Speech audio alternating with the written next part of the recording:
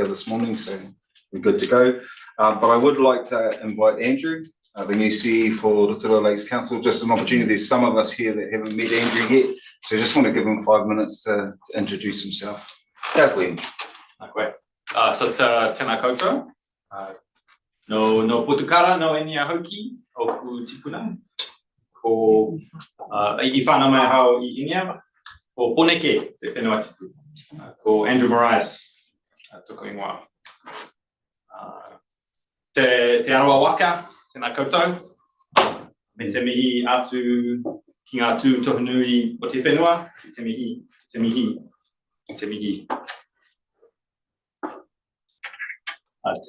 Tēnā koutou I o aroha, tēnā koutou I o mihi, tēnā koutou I o manaki. Tēnā koutou. So thank you very much for a few minutes to introduce myself. Andrew Marias is my name. I'm on day 10. I've got a weekend coming up, so there's every chance that I won't come back. But we know where you live. That's right. It's been my privilege and my honour to be welcomed to Rotorua Lakes Council by Te Arawa and many other members of the community at Pōkiri last week, and I've been spending the last couple of weeks getting to know the various people, the various entities, and the various politics around the district in order to set me up with being Rotorua Lakes Council CE for the next 5 years at least.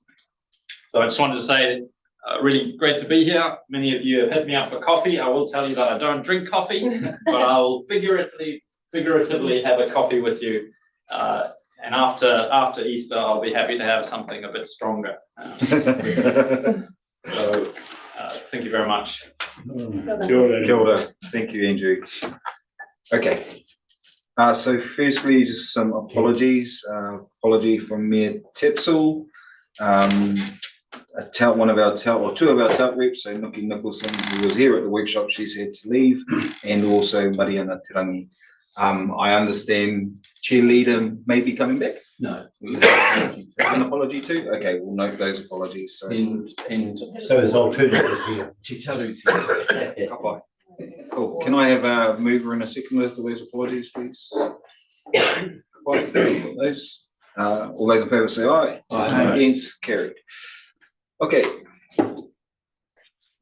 We don't have anything in the public forum today. We don't have any items already on the agenda. No changes to the order of business. Just checking there aren't any declarations of conflicts of interest at all in terms of today's agenda items.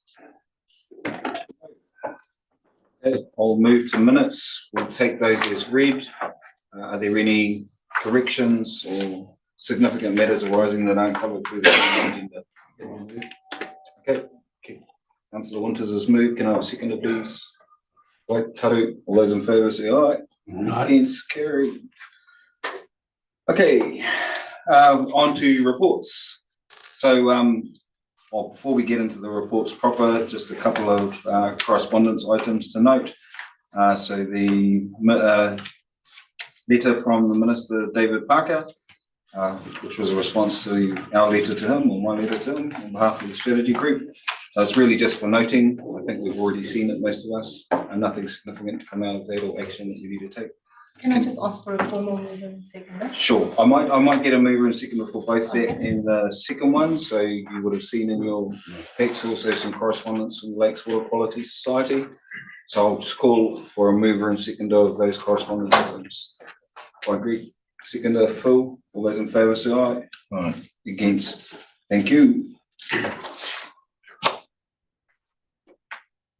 Okay, on to our first report. So this is page 28, effectively addressing the aquatic weed challenge in Rotorua, Te Arawa Lakes. So this is going to be presented by Helen and also Angus, and Place Group Partners. So kia ora Angus, kia ora Helen. The floor is yours.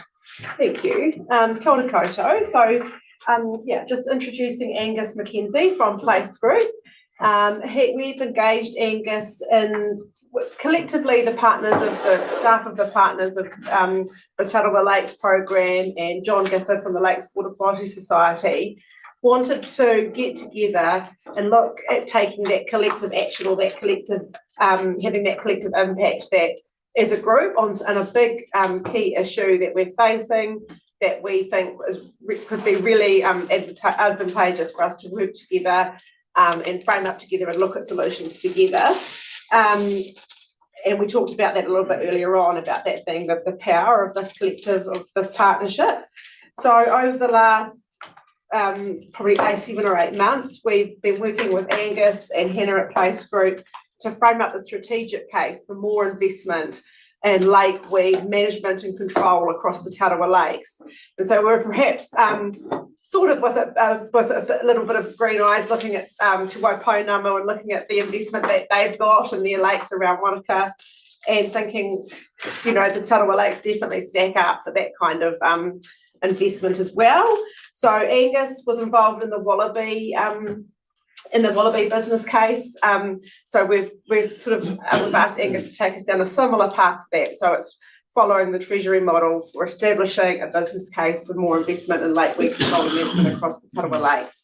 So I'll let Angus do the talking on that. And we're asking you to receive our report, but support the continuation of the business case through to its final stages, and then asking for your support collectively to elevate this kaupapa to potential investors like the Crown and perhaps other agencies that might be able to to support this work across the Arawa Lakes. So I'll hand over to Angus and his to talk you through the details. Thank you. Ngā mihi, Helen. Angus Mackenzie to Koingoa. As Helen's introduced, I'm from Place Group Consultancy. We're environmental consultants, have done a lot of work in the business case realm for environmental projects, long-term environmental projects. Helen's obviously mentioned the Wallabies work. Also worked on the Milford Opportunities project just recently. Went through a significant kind of business case process for that as well. I do have a presentation which I'll be happy to take you through really quickly, just to outline where we've got to with the business case and the next steps around that. And really seeking just a bit of feedback today and hopefully your endorsement that we carry on with this process. It has been successful in the past and I'm hoping that it will be in this context as well.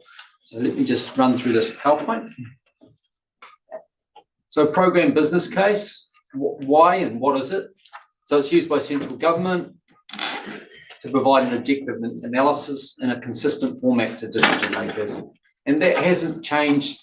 This came in roughly the time of the key government, and it hasn't really changed since that time. So Treasury still rely on this model heavily to make ministries do some consistent work and really look at the options objectively around why they would invest.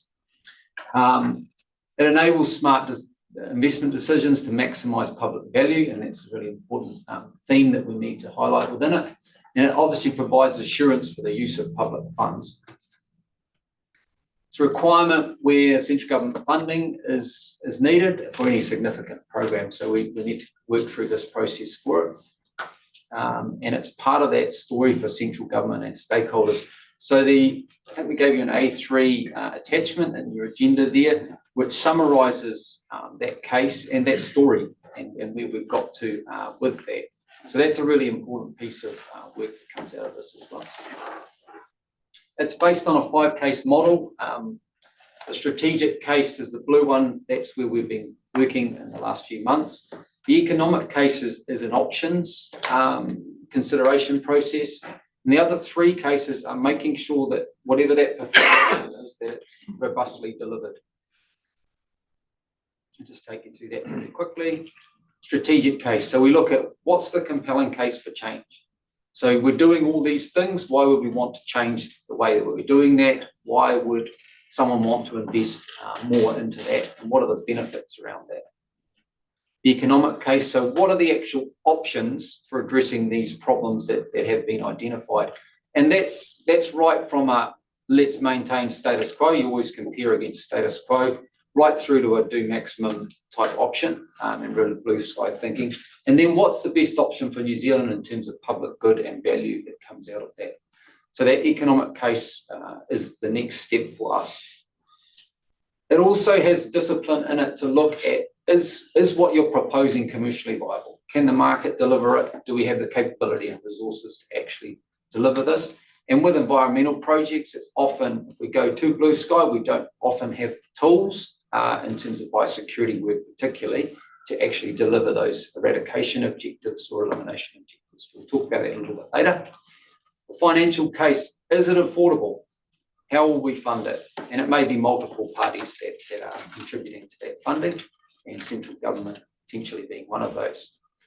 How will the project be organised for successful delivery? You would have touched on some of this work in your workshop this morning, and this group will be as a key kind of structure that we can feed into around that.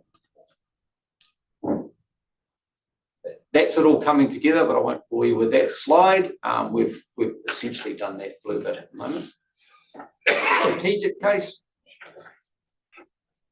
One definition that we've arrived at: historic and current underinvestment in lake weed management activities is resulting in the continued expansion and invasion of aquatic weed in Te Arawa lakes, negatively impacting the collective values which make these lakes nationally and internationally iconic. So that's how we've landed that problem definition around this. And I know the weed issues is only one element of all the things that you're looking at, but it is an important element for all the lakes, and I can see it in those various descriptors of the lakes in your workshop back there. The current state, you guys will know a lot about this already. The native condition of those lakes, and then the invasive impact, obviously worsening, and there's a direct correlation with what's going on there, leading to those overall scores. So the invasive impact is still there, and it's still continuing over time, despite the control efforts that are going on now. Current state, 4 of the world's worst weeds at present. It's expanding range. Funding for weed management programs is not keeping up with the scale of the problem, slowly getting outweighed over time. The focus of the funding has been on, understandably, on water quality. Weeds continue to impact those values that we all hold dear. Why are weeds a problem? And you guys will know this, the ecosystem changes. They smother native plants, they reduce those recreational and amenity values, impact cultural values and practices, Mahina Kai, Wakaama, example, undermine investment into that water quality improvement. So as water quality gets better, weed invasions generally increase. Economic impacts, the risks, those reputational risks for Te Arawa lakes, and some of the weed wash-up incidents that have happened on the Rotorua lakefront, particularly around tourism impacts around that. Why act now? There's actually a closing window to do this, and we don't know how long that is, but it is a window, and that could be closed if we don't keep on top of it and actually start reducing the level of infestation. There's a potential for management costs to escalate to achieve the same results, so we could maintain that level, but management costs are going up all the time, so that could mean less work. Obviously, there's the significant risk of not fulfilling the obligations of Te Arawa Settlement Act and all that entails. Not investing in change now will result in higher costs over time and jeopardise the ability for restoration, as I mentioned before. Diminish the benefits of the existing nutrient management investment. So all that investment that is going in will be reduced. What could additional investment be used for? Increased lake weed control, more comprehensive surveillance, greater monitoring and data collection to inform trends and management of weed control, long-term research program for new management tools and techniques. And these are being done in some ways already, but getting that more structured and getting some more investment into that would be significantly helpful. Comprehensive check, clean, dry facilities, so i.e. looking at pathway management and what might happen around that. Wider engagement and education program. And removal of potential policy and regulatory roadblocks to enable those operational efficiencies. So that's something that can also be used, the investment could be useful. So what we achieve at the moment, the investment's around 730K per annum between the partners. That was the last 5 years records. With a boost, there's actually the potential to eliminate lakeweed. We've talked about that would require proofs of concept within one lake to eradicate, and then looking at rolling that out over the other lakes. You're going to have to take those learnings and pick them up and use them elsewhere. Council realise a range of mana whenua aspirations for restoration, restoring those values. More effective weed control beyond trimming the hedges. So address the expansion and continued invasion of lakeweed and start rolling it back. Those are the benefits that we've landed on for the case. It's fairly self-explanatory there.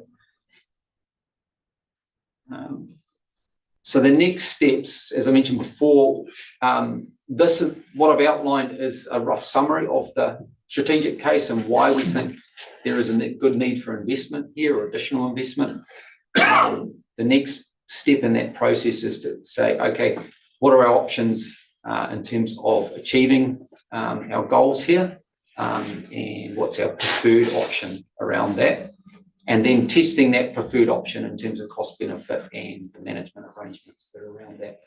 So as Helen mentioned before, just seeking your support or comments, endorsement to further develop that business case beyond the strategic case. And if you can continue to elevate and advocate on these issues, which you are doing already with relevant Crown agencies and representatives, that would also be really helpful in terms of where this might land. Thank you very much. Happy to take questions or queries. Any questions? Councillor. Remind me, Mr. Chairman, under the lake bed settlement, do the weeds belong to Arawa Lakes Trust or is it Lynn's? So you can hear them. That's an interesting question. Do the weeds belong to us? I don't know the answer No. to that. And No, our they settlement don't. has They were states separated Stays out. with within our Lynn. settlement that whatever then being attached to that is not our responsibility. Right, that's what I Yeah, thought. cool. Yeah. So Lynn's is part of this process as well. Yes. And they support it. Do they? Yeah. Right. Start, They hardly directly involved, but they support it. Yeah, but are they helping with the business case? So, no, to this stage, the Rotorua Catchments Activity, my budget and the Regional Council has funded Angus's work to this stage. So the staff at Lynn's said they can support, but they can't be involved in the Soweto. But we just wanted to make sure that they knew what we were doing. So yeah, we'll look at how we fund the next, we're going to do it in phases. So we'll look at how we fund the next part. We could certainly put a request into them to help with that.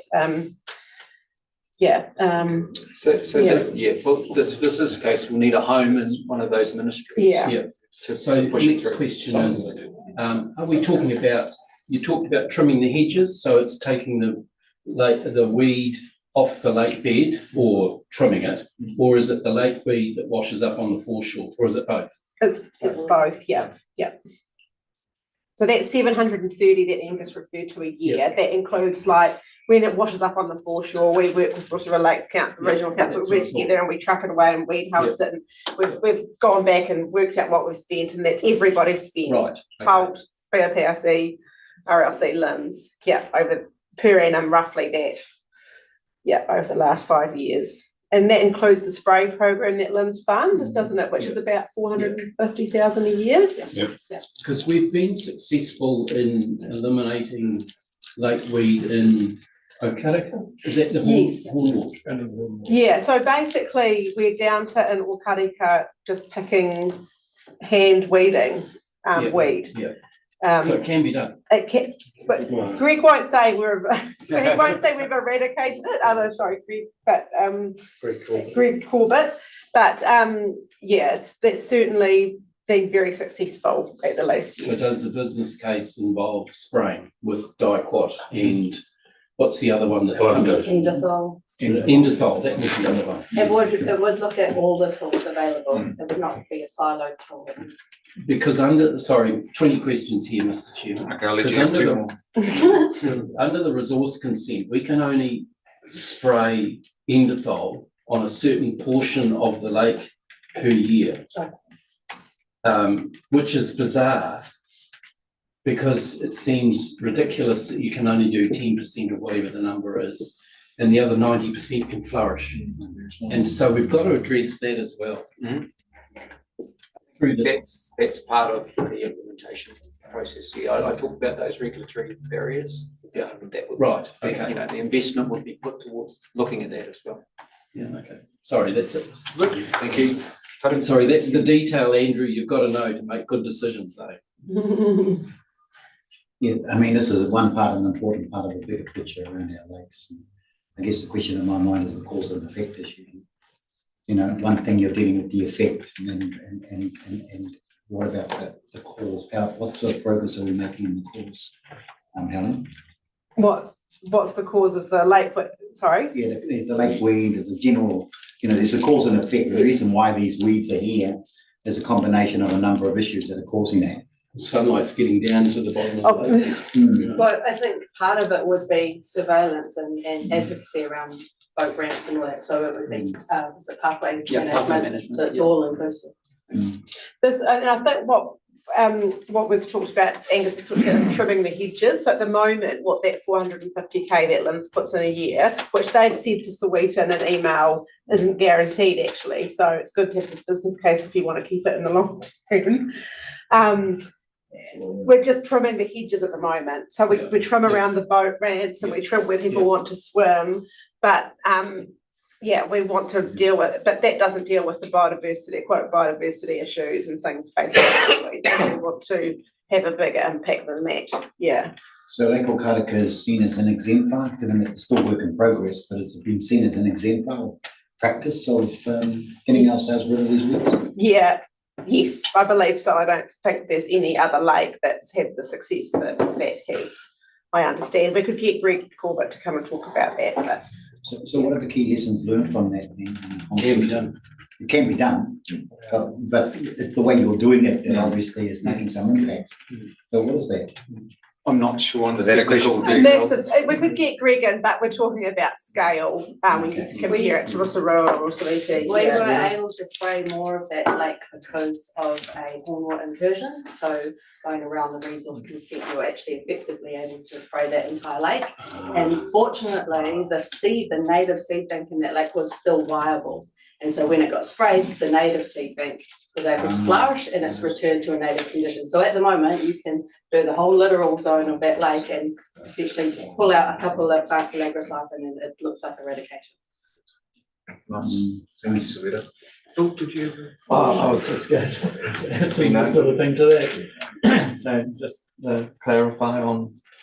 And also I think the other thing about lake weed is that it's basically, and through no fault of regional council or Te Arawa Lakes Trust, over the years it's been an underfunded.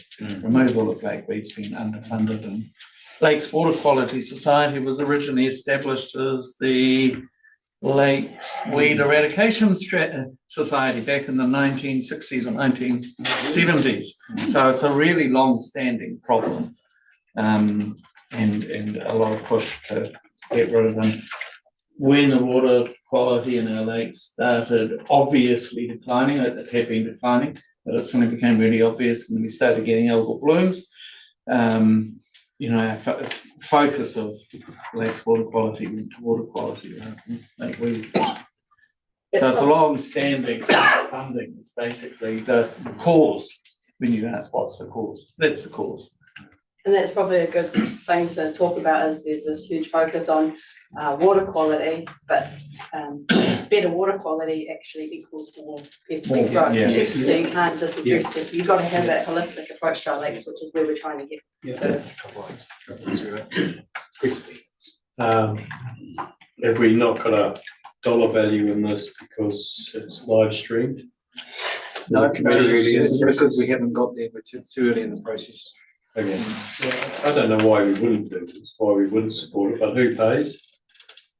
That's That's where we need to get to. So there's 5, as Angus put up that slide before, there's 5 components to the business case. So we've just done the treasury model, we've just done the first one, which is the strategic case. So once we've worked out, this is a business case to justify investment, right? So, and it will cost options and things, and then I guess once you've got it, then you're thinking, okay, who can fund this? Where is the where do the roles and responsibilities lie? And to get funding for something like this, for the options that transpire, we're going to need your support to lobby for that with various funders. Happy to move, Mr. Chairman. Okay, I've got a question still, so. Oh, okay. You know, I mean, a lot of our point was centered around the funding issue. So I was just wondering, Hamish, as part of your business case, and I haven't seen it mentioned here, is establishing a relativity of the funding by region. So if you take the strategic and iconic resource and taonga we have in Rotorua and our lakes, the total quantum of our lake areas in relation to other areas, is the funding equitable for what we've got here? You know, we've got the forestry, we've got the lakes, we've got everything. But relative to any other region, is that appear in your study, or is that something we could use as a leverage to secure better funding? Yeah, I'd love to have that data myself. I guess anecdotally, the ones that do have more funding, the regions that do have more funding, have got their collaborative arrangements together really quickly and have been laser focused on a single issue to get that funding. So I'm thinking about the South Island scenarios. And my experience of being sort of audited on these processes is keep scope tight. I know there's a lot of wider issues at play, and I've had to push Hannah on this a little bit in terms of writing it, because she's seeing the cause and effect thing all the time. But let's keep it focused on the weeds and how we deal with those weeds, and keep our scope tight, because it's just more robust when you actually go through the process. The other learning around that is, and you're all sort of individually interviewed if you're involved in this process to audit it, and everyone's got to be on the same page around the direction of travel. The cost is actually not the consideration in terms of that process. The consideration is this group going to be successful at what they're trying to achieve here? So if we can get those two things, nailed, go okay in terms of that. But I couldn't give you an answer on that. I think it often depends on the vision and the collective action of those groups, and how quickly they can get their case to government. Really. Taru, sorry, I'll come to you shortly. It's a question I'll ask. Who can you just help me understand who the audience is? I understand it's a treasury business case process, but who do we eventually pitch it to? So I think it would go through that as probably the main funder. Yes. Central government funder. They would put it up to central government through their ministers. Okay, cool. Yeah, I mean, to me, this conversation goes back to, and it's one part of a bigger picture that we have, an important part. It comes back to this conversation we just had this morning, right? How do we actually magnify the impact of a collaborative, cohesive partnership of the three legs of the stool we talked about? You know, because we reset that and we get that picture right and tight in the current political situation and scenarios. It's how we pitch that bigger picture, because Kevin, you mentioned that our puti is almost exhausted from the number of contributions that were made back in previous days. We're in a situation now of being able to try and attract that puti back, and it's a collective picture that will actually pull that together in a bigger lump, of which smaller parts that can be navigated into that picture. So if we're going for the little pictures that we're pitching right now, I agree. You got a business case for this part of it, but actually, how do we progress and process this bigger picture we're talking about to give it really impact and effect in the current political dynamic we're in? And I'm hearing that we're meeting with ministers and so forth in the next coming weeks and so on. There's an opportunity in because we go to LINs and everything else, but all of the agencies are under siege. You know, and now looking to their ministers who are effectively going to make the decisions around their particular manifestos.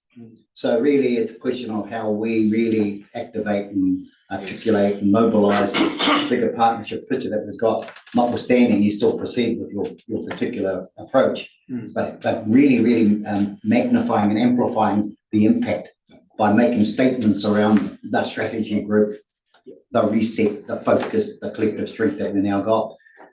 I think to me that's that big strategic picture in this. Thank you, Taru. I think that's a good segue. Started to, excuse the pun, pull us out of the weeds.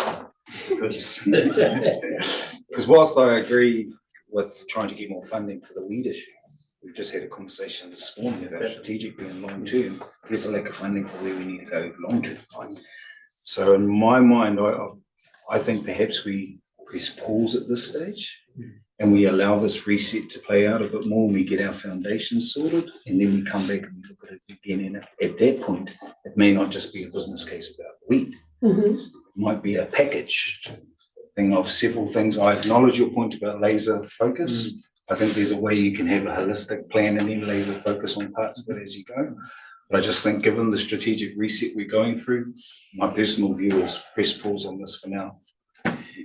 Come back to it once we get a bit more clearer. There's also political conversations going on that might change the dynamics of this anyway. So people comfortable with that? How long is it likely to take? To do those other three, it'd be another 6 months.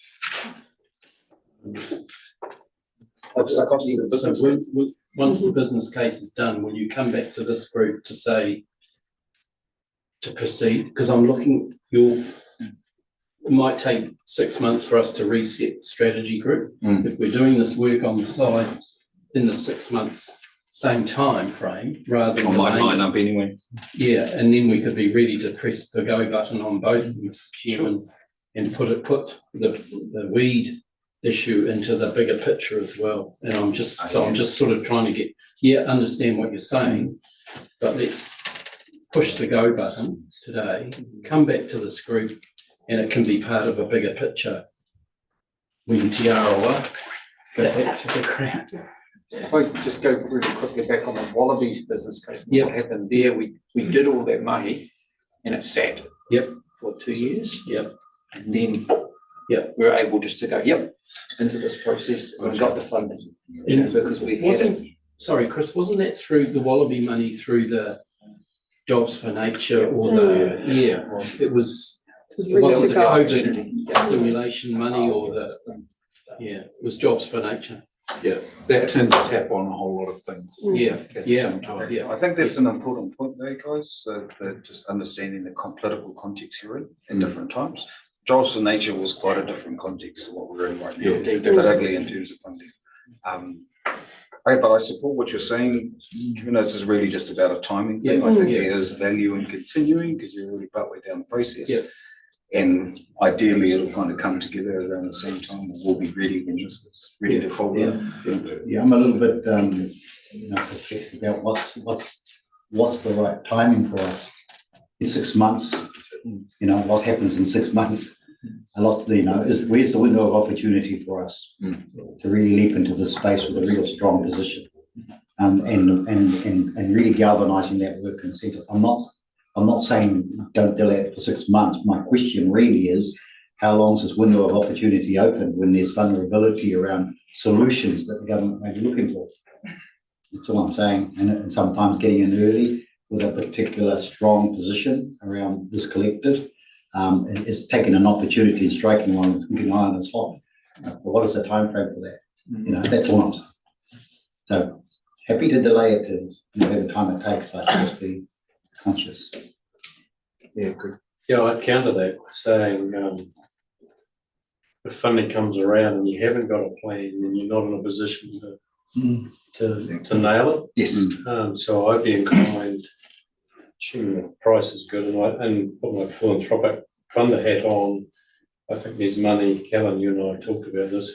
Peter Lever. I think this is an opportunity to raise some money in a trust, so it doesn't have to be. That's good. Yeah.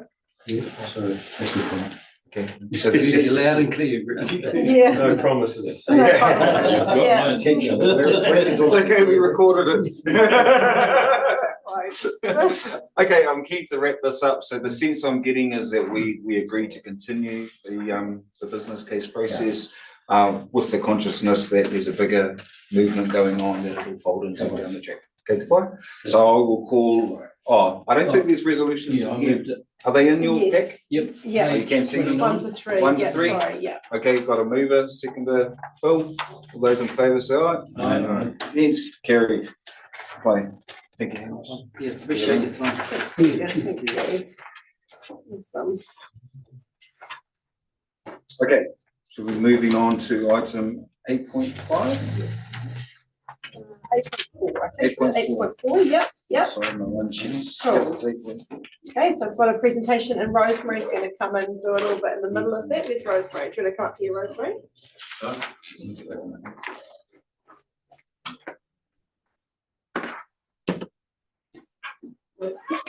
What's the, here, thanks. Yes, thank you very much. I'll be in touch. Thank you. What page in that? Sorry, yeah, well, I'm, 35. sorry, yeah, 34 is my one. Oh, yeah, gotcha. E-funded project status? Yes, Okay, that's it. sweet. Yes, that's it. Mine first, thank you, Brenda. Yeah, so I'll do a little bit of my presentation, then I'll introduce Rosemary and, yeah.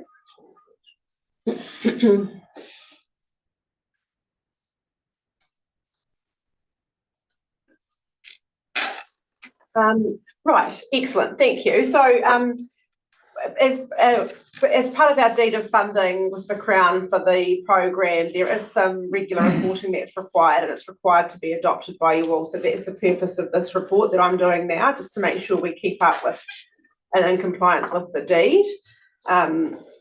Yeah, so I'm just going to give you a quick update. So I've presented, you've got in your agenda pack the reports that I've prepared to submit to MFE in relation to the deed. That is the Mahiri Mahia Tau for 2024-2025. So that's the annual work program for the year ahead, financial year ahead, and also the Pūrongo Ono Marama, which is the 6-month report for the current financial year. So for 1st of July to 31st of December 2023. So in terms of the things, so if I'm focusing on the 6-month report, in terms of the things that have happened in the 6 months of last year, we completed the 5-yearly science review for Lake Rotorua. Now that's required by the Lake Rotorua Nutrient Regional Plan provision, so that's the rules on farming. And I just wanted to sort of highlight how well that evaluated our program. So it's got to be completed every 5 years, the science review. It's overseen by Professor Warwick Vincent. He's a Kiwi, but he's been living in Quebec for more than 30 years, and he's a professor at Laval University. He collects technical reports from 11 technical reports from a variety of technical experts, and then evaluates those. And he was highly complimentary of the program for Lake Rotorua in terms of its limit setting, its action around achieving those limits, and the ongoing science and research that evaluates and underpins the limits and the actions being taken. So we have a really a world-class program for Lake Rotorua, and I just wanted to draw your attention to his comments on that. So the key findings of that science review were that the long-term water quality trends, including the trophic level index and cyanobacteria volumes, algae volumes, appear to be improving over the last 20 years, or a greater than 20-year period. The aluminium sulfate is effective in reducing phosphorus loads from the Utahino and Pardinga inflows to the lake, and that's what's helped control reduce those algae blooms, from what most of you will remember from the 2000s. And the nitrogen, and an important one for me, is that our work with the rules and with the incentive scheme has reduced the nitrogen load from land, from farming, from 982 tonnes of nitrogen annually to 761 tonnes annually to land. That's not the loss to the lake, that's the loss to land in that 5-year period between 2017 and 2022. So that, I mean, I don't think you could point to anywhere else in the country where that's been achieved. So I just wanted to draw your attention to that. Can I ask you a question? Sorry, yes. For all of us, when we set up the goals for nitrogen reduction in Lake Rotorua, we were aiming from a 755 tons to 435. That's the in-lake target. This is the loss to land. Okay, Yeah, this is the loss to land. What is that loss to land target? So the in-lake target set in the regional policy statement is 755 tonnes to 435 tonnes, 320 tonne reduction. So this represents, that loss from at the land represents about 100 around more than 100 tonne reduction at the lake. So this is measured through overseer for planning reporting. Which version? Yeah, it is robust and conservative, and so I think rather than focusing on, all of it's all based on modelling and things, but that is a significant achievement, and so full credit to the farming community who have delivered that. I don't think you could point anywhere else in the country where that's been achieved. I just want to acknowledge their contribution to that. Sorry. The first bullet point, sorry, can you go back, Helen? That first one. The top one, yes. You say appear to be improving, can we say is improving? Or is it critical you say appear to be improving rather than long-term water trends are improving? So these are from Warwick's report. I haven't written these. That's what he said. I think they're looking for really long-term trends when you're talking about water quality, because you're influenced by climatic variation and things like that. But yes, just think terminologies need to be a bit better. Although to clarify, this is an independent review, so I think you need to accept the wording that an independent presents to you, Coach.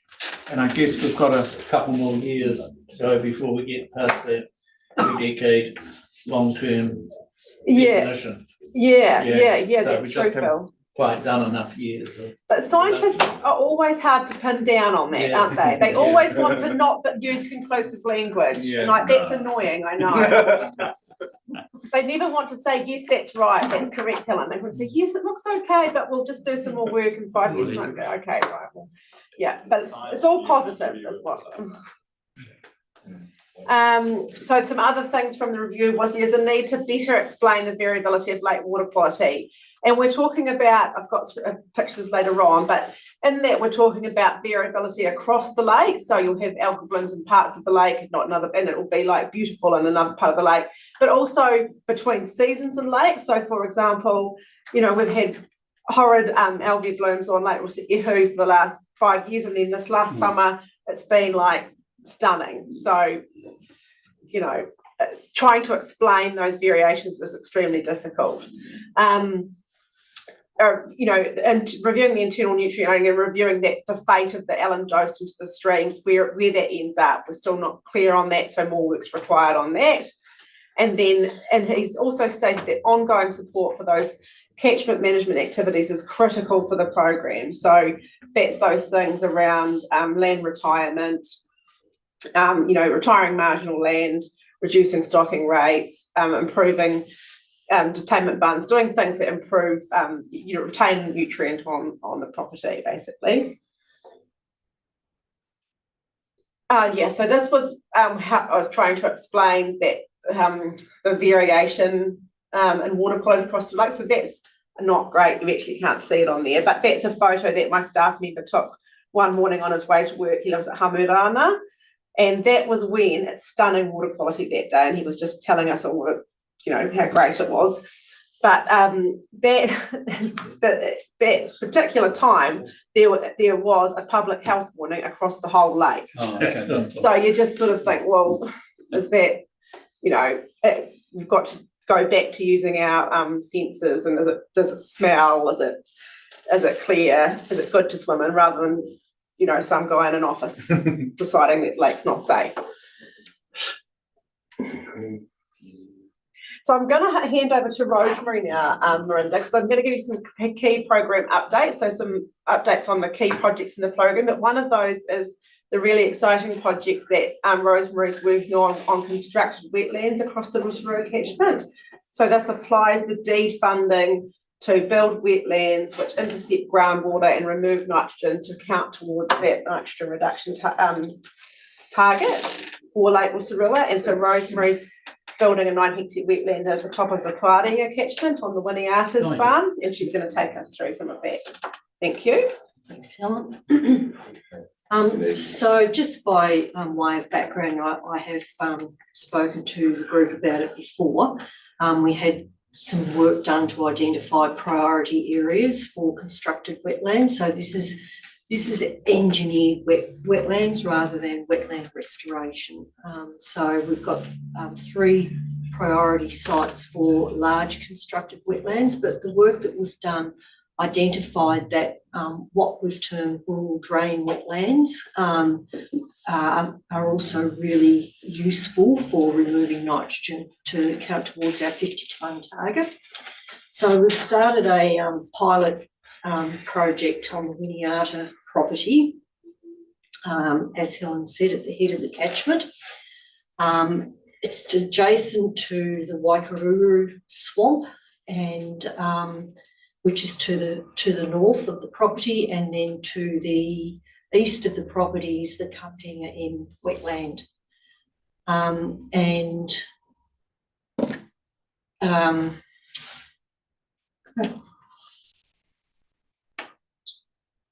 So, sorry, I think I've got my slides mixed up a little bit, just excuse me. So this is a blue drone footage of the site, and you can see through the pastoral area down the bottom are some drains. So it was previously would have been part of the Waikaru swamp, but had been drained for pastoral farming activities, probably at the beginning of last century.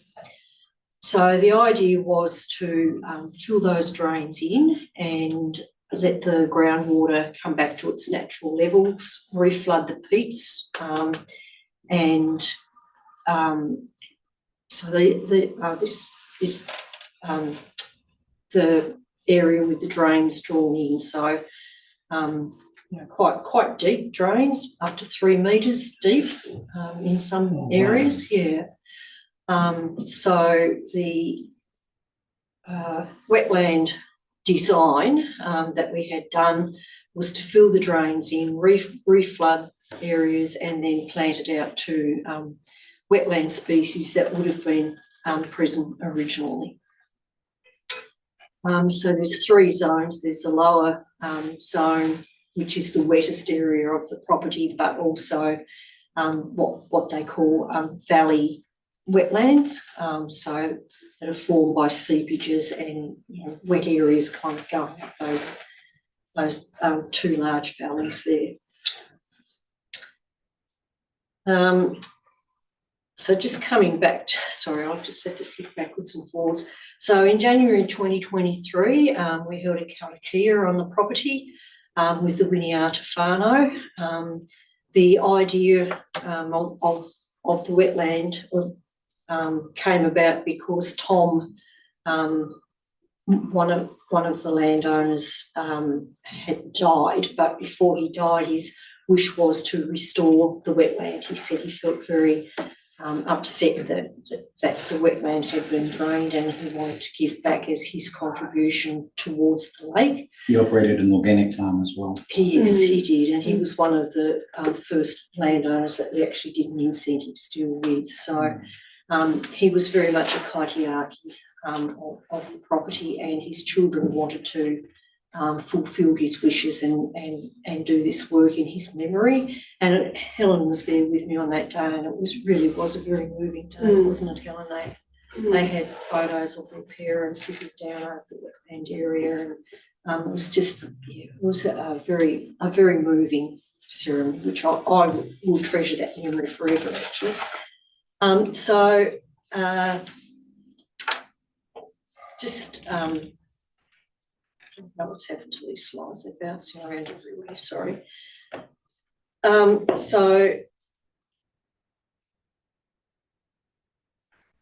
So we got our rivers and drainage crew actually to do the earth moving.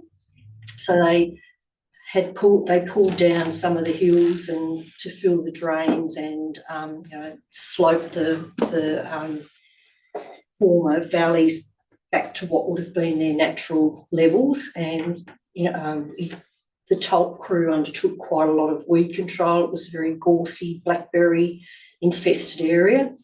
We had machinery in there to remove huge pine trees that would have impacted the wetland, and this particular machine it was amazing. It just chopped these huge trees up, and we were able to use them as mulch to suppress weeds on a really steep hill that we couldn't actually get into to spray. So that's what it looked like as of about 2 weeks ago. Some of the steeper areas of the wetland, we needed to put in some erosion control, and we didn't want to use hard engineering because we wanted to keep the theme of the wetland. We were treading lightly on the land. We didn't want to bring in, lots of rocks and things. So we came up with some bioengineered, options, whereby we used materials that we salvaged from other jobs that the tolled operations crew had been doing. So they were contracted to clear some tracks down at Sulphur Point, so clear the Carnuka back, and we thought, well, we could use that Carnuka, we can reuse it. So the wetland designers had developed this technique in Western Australia, actually, where they contract landowners to grow leptospermum species to bundle into what they call brush bundles. So instead of using geotextile to trap and control silt movement, they bundle up leafy brush and wire it up. And then we thought we kind of need, harder material, but we didn't want to use stone. So we spoke to CNI, and they allowed us to salvage some ponga logs from a forest block that was about to be logged, which would normally have just been collateral damage of the logging operation. So these are pictures of the Tulp crew salvaging the logs, which I find amazing. It was a wet day, and it was like, oh, man. Teach all our Tulp staff how to carry logs. Yeah, I thought it was holding a full log. I was like, oh, okay. So I know. Oh, this is just the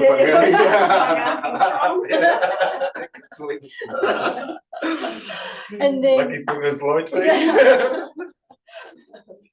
but hats off to the crew because they've done an excellent job. And then this is a picture of them actually installing what we call the riffles, the ponga and brush riffles, into the wetland.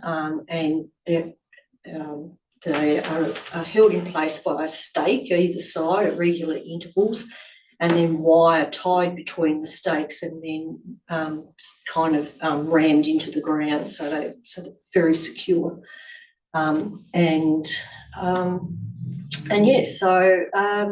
Planting is set to commence in the next week. So once we get some plants in the ground, it looks a little less like a construction site. We'll certainly invite the group up to have a look. And we took this photo the other day looking down into what we now have as a wetland. So that whole area will be flooded eventually, but that's just shows that the groundwater table is rebounding to where it should be. So not only do we have the benefit of the nutrient removal through the wetland because we're reflooding and re-wetting peat, we have carbon sequestration as well, and the added bonus is the biodiversity benefits that we're going to get from the wetland. So taking a very holistic approach to the whole nutrient removal. So That's me. Thanks, Miranda. Sorry about the mix up with the slides. Can I ask you two questions, please? What is the expected cost for that, Rosemary? It's hard to tell because this is the pilot, the prototype, the pilot one, but we expect somewhere between 750 and $1 million. And how many tons of nitrogen? We are about to install monitoring equipment. So we're going to have an array of sensors that go in there, and probably in 12 months we'll be able to answer that. We've modelled it. You have an estimate? Around a tonne of nitrogen. A ton.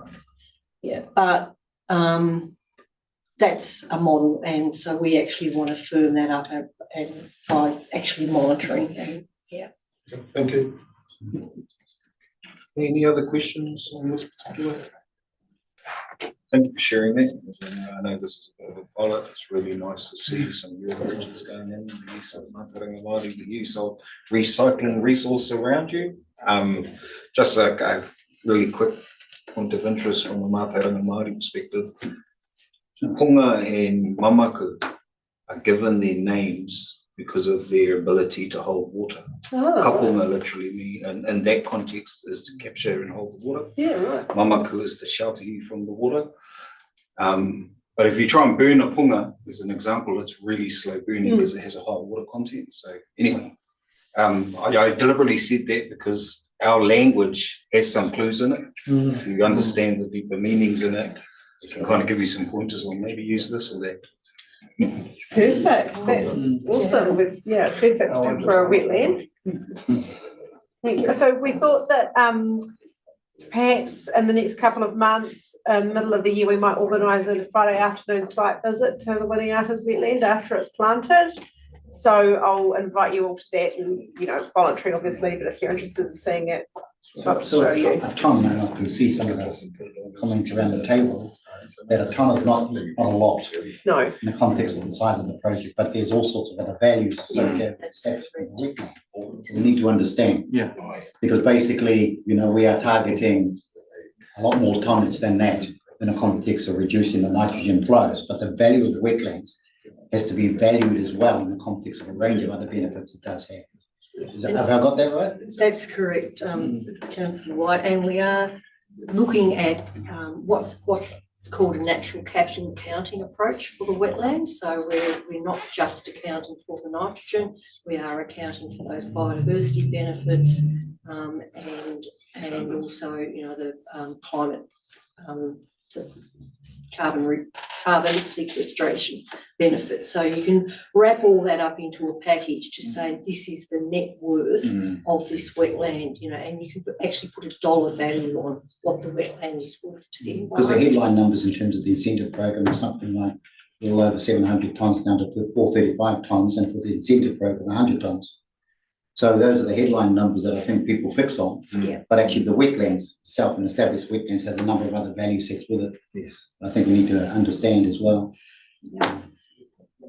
We're also, just as an aside, looking at trying to provide an income stream for the landowner for giving up, 9 hectares of productive pastoral farm area. So, this is very much a pilot project that we hope we can lift up and put in other areas around the catchment. So on that, I remind you of where the wetlands project came from. So it was as part of the 50 tonne of engineering solutions towards that in-lake target.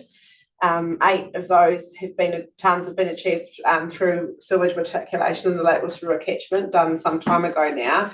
And originally we were going to build this denitrification plant at Tikitiri. We ditched that now. It was far too expensive and had none of those additional values like building these wetlands does.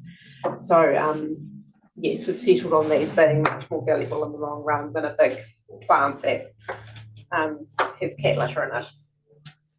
Yes. Okay. Yes, sorry, Miranda. Thank you. Sorry, Rosemary. Your excuse. Thank you, Rosemary. Thank you. I will just quickly go back to the last couple of slides of my presentation. So we've talked about the Winiata wetland construction. The other things that have happened in the last year, 6 months or so of the program was some wheat harvesting in Okawa Bay. We're working in partnership with Arawa Lakes Trust and Rotorua Lakes Council to look at some riparian restoration along the Paringa stream, and Sweeta and I have done some bike rides and decoy along there to look at that. So when you look along the Sala Street and as you go into the dog park there, yeah, there's a lot of weeds. There's some big trees that have been removed recently, but that is ripe for some rejuvenation. So we're hoping to work together on that. The Climate Change Technical Working Group have met a couple of times. So you recall that you adopted the terms of reference for that last year. We're still working on it. We're looking at defining our strategic questions, and also Phil's working with the Rosamara Rotorua community to feed back into that group. So that's where we're at. We'll come back to you. We've got something more concrete around those things. And also, just over the summer period, we did have algae blooms on Rotorua, health warning on Rotorua, as I've previously mentioned, on parts of Rotorua at Okawa Bay, and those parts of Rotorua that are affected by the flows from Rotorua, so downstream of the channel, and also, of course, Okawa over summer. And as I mentioned, Rotorua actually had excellent water quality for most of summer, although a couple of weeks ago it had a late bloom. So, you know, just these things are not easy to pick. Sorry, Phil. I was just going to say, in terms of Rotorua, it's been interesting. They've been really short blooms that we have had for 2 weeks in Otatu Bay, and now it's moved around to Kennedy Bay, and Otatu Bay is fine again. So really different dynamics on Rotorua this year, which we presume is from the high, extremely high lake levels, adding that huge extra volume of water to the lake. And because we've had really good lake water quality, we've got huge weed beds. Yeah. But we can't get to them because of the road. You'd have to be harvesting onto the road, and the traffic management costs and that are just unaffordable. So we're not able to harvest there, unfortunately, due to the lake levels. Helen, how many of those have we got? Just one? Yeah, one harvester. Yes, we've just got one harvester. Yeah. What does it cost to build one of those? That we purchased more than 10 years ago, 2015, I think, and it was about $400,000. We imported it from America, but it would be, I suspect it'd be a lot more than that now. Yeah. And in a way, they are the hedge trimmers and lawnmowers, aren't they? Yes, that's right. Yeah. That's right. They're the It's hedge like a trimmer. lawnmower, Yeah, they're the hedge trimmer. That's right. So yeah, just in terms of my reporting, you've got the Mahiri Mahi Atoa and the Pūrongo Ono Marama for adoption, the 6-month report and the annual work program for the next financial year. The annual work program for the next financial year includes that transfer of $10 million from the Lake Rotorua Incentive Scheme to the Rotorua Sewage Scheme, on the basis that Rotorua Lakes Council are going to confirm next week in their consultation document that it would be a targeted rate to reimburse the Crown for that.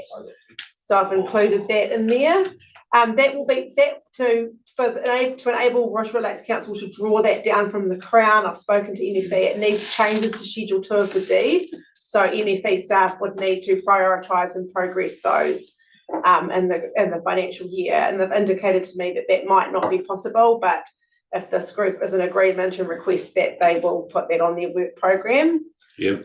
And then I've recommended that we defer the 3-year plan for the program. So the deed requires us to submit a 3-year plan, and we're due for one.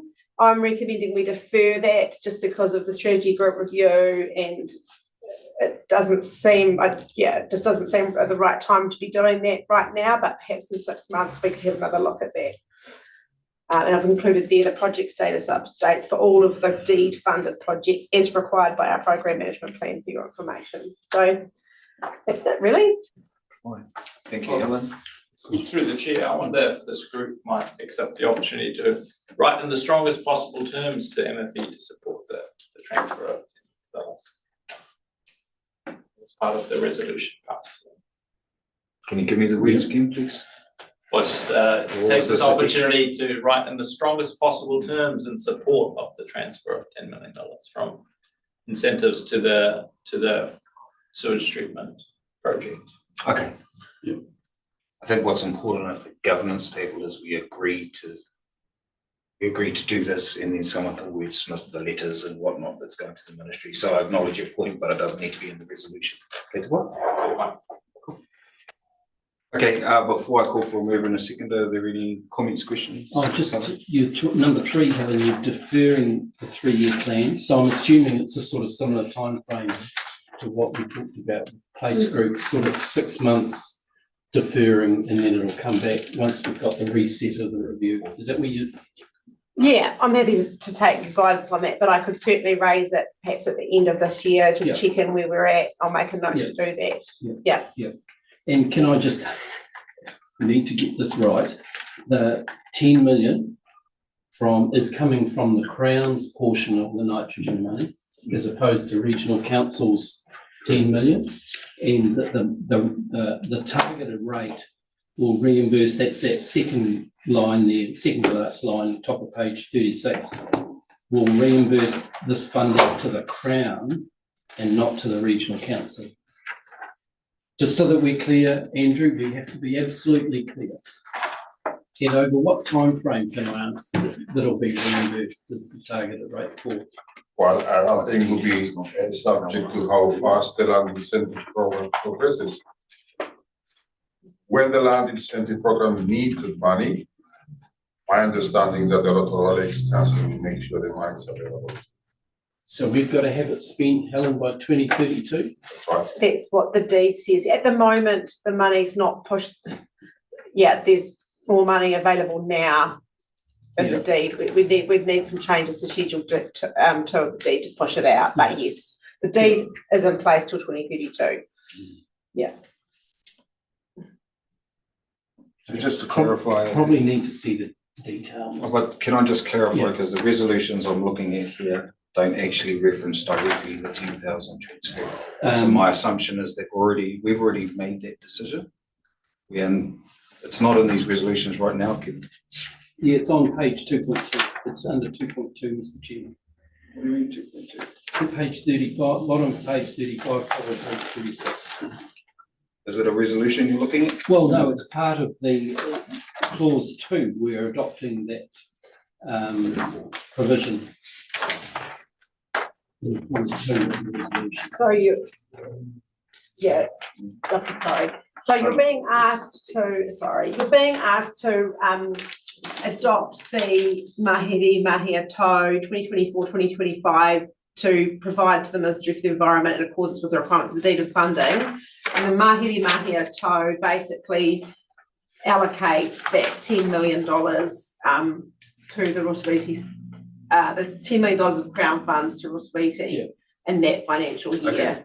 Yeah, that will be subject to changes to Schedule 2 of the deed though, which the NFA staff have to enable effectively. My take on that is the concern you have, Kevin, is around the timing of repayment from council back into the deed funding. So we can still buy the 40, the I 100 tons. what I'm trying to get clarity for, I don't believe we need to reference that in a resolution right now. Is that not an operational matter that we've raised this several times? That money needs to be back in time for other things in the future. I had asked staff to work that out. I don't think we need to debate that at this level. The intent was clear from the partnership about just getting your timing right. Yeah, and it does say that it says here in the Mahiri Mahia Tau that that is requested that changes are made to Schedule 2 of the deed to transfer an additional 10 million to Rotorua Lakes Council to complete the Lake Rotorua reticulation scheme, which is paid back to the Crown and actually says in annual instalments. So yeah, but I mean, I guess that would be up to the Crown to decide what they wanted there. Okay. Yeah. Okay. MFE, is it? MFE, yes, sorry, yeah. And when it says to be paid back to the Crown, it's back to the deed fund that the Crown will take, not like put Yeah. it in your other coffers. But I It's gonna guess come back into the program. MFE would be invoicing for it Yeah, to get it back, yeah. Okay, fine. Yeah. Everyone comfortable with that, Slender? Because the expectation is that it's used to reduce the nitrogen down to the levels expected. Yeah. That's what it is. So that's the payback, the need to pay it back in to ensure Sure. that the targets have got the chance of being met. Which case can I call for a mover? Thank you, Phil. Seconder. But, I can't do it. Councillor Winters. Sorry. Okay, got a mover and a seconder. All those in favour say aye. Aye. Against? Carried. Okay, thank you very much. I think we're on the home straight. Just number 9 was consideration of items not on the agenda. I note we usually have a really brief update from the MFB representative, and we do have Eugene here. So given he's here, I would like for him to have just a couple of minutes. He's here in place of Karina. What? Give you 5 minutes if that's okay, Eugene? For what? Thank you. Sure, Dakota, once again, for those of you who don't know me, here with your town, I'm in my Pātua Wakanai, Eugene Berryman, Tampa Ho, Haupaka Haere, Manatu Mokitaya. My name's Eugene, again, from here, a number of familiar faces in the room, so that's fantastic. I'm here standing in for Lorena Stevens, so her apology, but I guess I'm her alternate if I'm allowed to be. My role at the Ministry for Environment, I am the General Manager for Māori Partnerships and Regional Relationships. Was previously directed to Rotorua and work with Lorena, whose role is our General Manager of Investments, of which this deed, which we're talking about, is a component of that. So I'm standing in for her today, obviously because I live in Rotorua, obviously because I work for the Ministry for Environment. I use my e-bike to come here today, hence the shorts. And as did Councillor Winters. Well, yes, but I'm in my e-bike. And obviously it's an e-mountain bike to support the kaupapa of Crankworks. But making no judgments about the rest of your But anyway, look, just a couple of observations that I wanted to update. And first of all, obviously I've received the pack and gone through. First of all, am I correct in thinking your last formal meeting was the 22nd of September? Yes. Probably, yeah. Yes. Yes, but there was a workshop on the 8th of December. That's right. Correct. Yeah. But from a meeting perspective, the point I'm going to first make is the political environment you are operating within has changed. And I guess what I wanted to do, I noted in the minutes of the last meeting, Lorena gave you quite a comprehensive breakdown of the NBA and SPA, which had come into place and have been repealed as part of the 100-day plan work.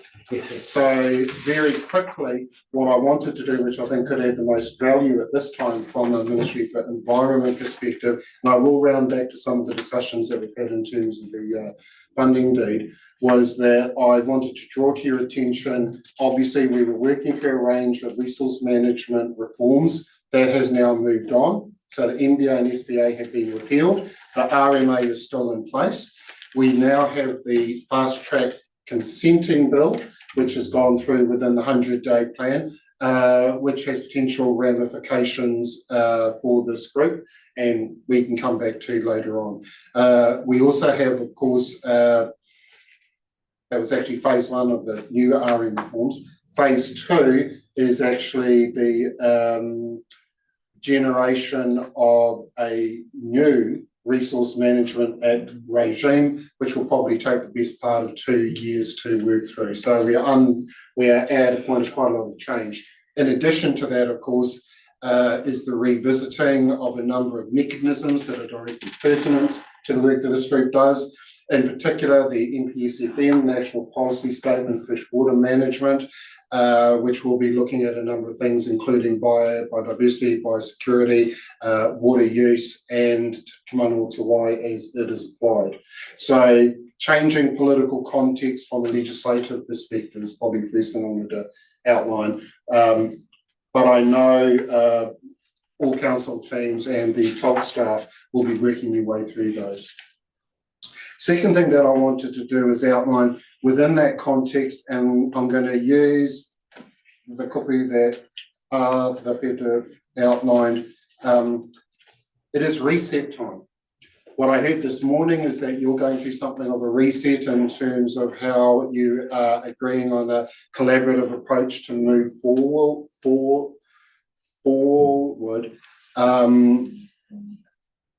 What I'd like to draw to your attention, it is also a reset time in terms of this group's and your partner's relationship with this government. Yeah, just to be clear, the letter in your pack was from Minister Parker, who was the previous Minister for Environment. Minister Simmons is now the new Minister for Environment. Just working through some of those points, and Helen, thank you for that. And I know that the MFE team are quite comfortable to work through with you, but that recommendation that you've just passed to revisit and reallocate funds as per the schedule of the funding deed, MFE staff have an obligation to provide free and frank advice to the minister, but it is the minister who will make that decision. And potentially it could go to cabinet as well too. So why I'm sharing that with you is you actually have the unique opportunity to reset, reform your relationships with the Minister for Environment, Minister Simmons, the Associate Minister for Environment, Minister Holgard, potentially the Minister for Climate, Minister Watts.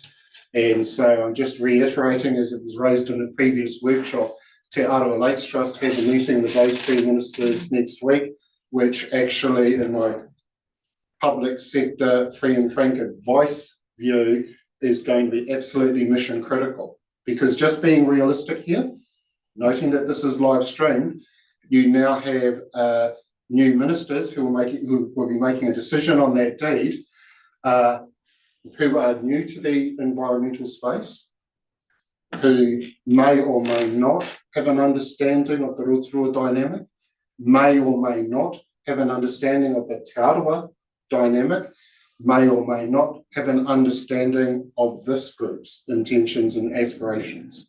Ministry staff will generate briefings for them, but those briefings will be based on the information we have at hand. So, and it will be Minister Simmons who will be making the decisions on that deed. So why I wanted to spend some time emphasising the importance of that point is that when you look at the workshop that you ran through this morning, obviously the more this group can show a collaborative and concerted, focused approach that will generate outcomes that are evidence-based, will make it easier for Minister Simmons to make the decision that you want. Therefore, you know, and I know how your team will be aware of that and the work that needs to be done and processed through. But like I said, I think that it is a unique opportunity to demonstrate a co-governance approach across Crown, iwi and local government for a new central government that is in place. One of the things that I also wanted to outline too, obviously the review will be part of the briefing documents that we can supply. So it will be quite critical, and I think an outcome from today's workshop and meeting in terms of one would imagine a new minister would ask in terms of this, there's been that review, what is the group doing about it? What are the forward actions? You know, we are talking about a new political environment, therefore we need to instill trust and confidence so that people can make the decisions they need to do. That was actually all that I had intended to outline at this point, but I'm more than comfortable to take any particular questions or obviously it's totally stop. Only in the context of the fact that the recommendation we just moved is going to, in your indication, is going to go up to the minister for approval before that's guaranteed. And I guess that's in the context of the current political dynamics, probably puts on the table the real need for the strength of this collective to go forward, to provide some wrap around that particular journey with the exchange, with that pass over the $10 million in expectation to be paid back. Oh, well, yes, and again, not to put too delicate a point on it, noting Minister Simmons, Hoggard and Watts aren't in cabinet.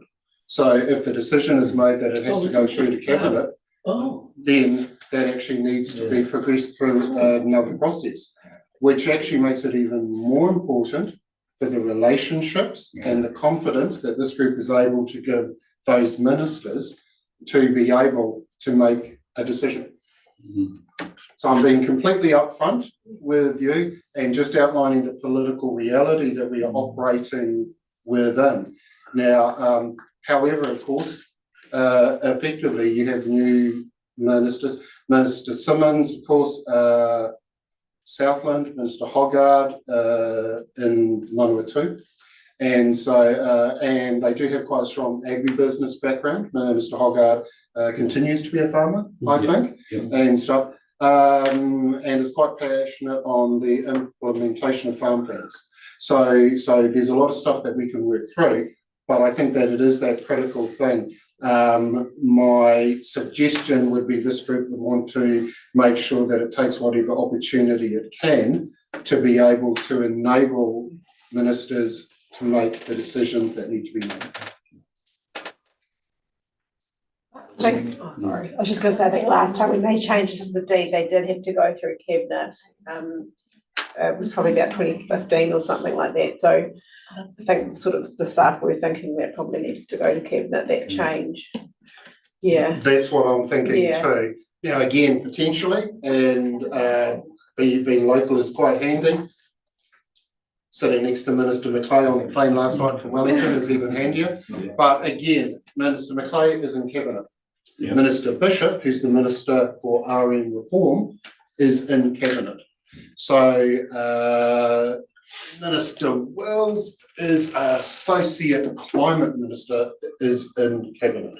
So if these decisions need to go through, obviously MEP, I'm sure our team will work to make sure that the best advice is provided up. But ultimately, it is those ministers that make the decision. If that then has to go through to cabinet, cabinet will make the decision. Let's all work to make it an easy decision for them to make. Sage advice. Any final questions at all for you, Jean? Oh, good. Actually, while you're standing here, now we forgot you two for that hui. Can you offer a karakia to close up? Because we've completed our agenda. And thank you for the free and frank advice. I appreciate it. Oh, look, that is it. I mean, as you can all appreciate, it is a new and rapidly evolving and changing environment in the state sector right now. However, you are all aware in the many roles that you take, the political realities that this government is operating within, which means that they will be receptive to certain messages, maybe not so receptive to some other ones. You have the opportunity to control your narrative. Anyway. Just one final question, for Mr. Chairman, just for this group. It's not on the agenda, but I think it needs to be mentioned. We've had all those reports in the past from Gemma Maleta on the National Policy Statement for Fresh Water. You've seen her come through. We Regional Council have decided to push back the draft notification from December this year to September next year, awaiting new information from the Crown in terms of how they're going to roll out the new environmental standards. So it needs to be noted in our minutes that all that work that Gemma's been doing has just been delayed till September, draft notification till September 2025. Okay, thank you. Yes, there was an email sent to all members, I think, by Miranda a couple of weeks ago on that, Yes. wasn't there? So we've got, that, thank you. Okay, we're ready to wrap up. Thank you. This what kia koutou ai. Ko mutu ngā kōrero mo tēnei wā, te karakia whakamutu nei, ai. Kia whakaaria te tapu, kia wātia ai te ara, kia tūruki whakataha ai, kia tūruki whakataha ai. Aumie, weye, tāki. Kia ora koutou. Kia ora koutou. Thank you. On your point. Exactly.